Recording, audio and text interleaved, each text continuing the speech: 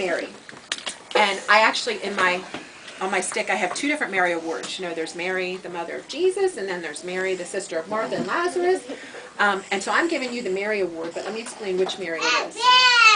One of my favorite lines in the Bible about Mary, the mother of Jesus, is after the shepherds came. I can't even imagine what that night was after Jesus was born. And Mary is just overwhelmed knowing that she is the mother of God's son.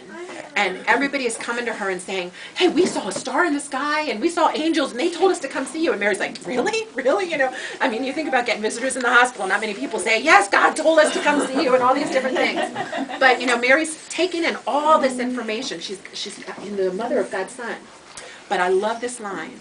It says, Mary took all these things and pondered them and treasured them in her heart.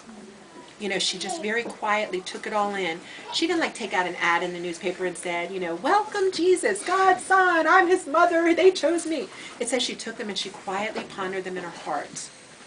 Sophie is a quiet ponderer.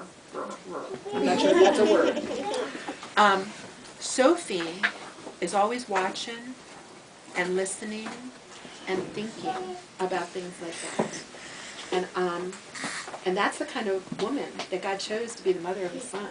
Somebody who sits and thinks about those things. I think that God appreciates everybody's differences, but I think he really appreciates people that sit and think about things. They call it meditating on them. And God loves when we meditate on his word, when we meditate about who he is, when we meditate on like the plans that he has for us. And I think that that's a gift, because some people, we grow up in a world that is filled with noise. You know, the TV is always on, the music is always playing, and sometimes I think God just wants us to be quiet and to think about things. And you're already doing that.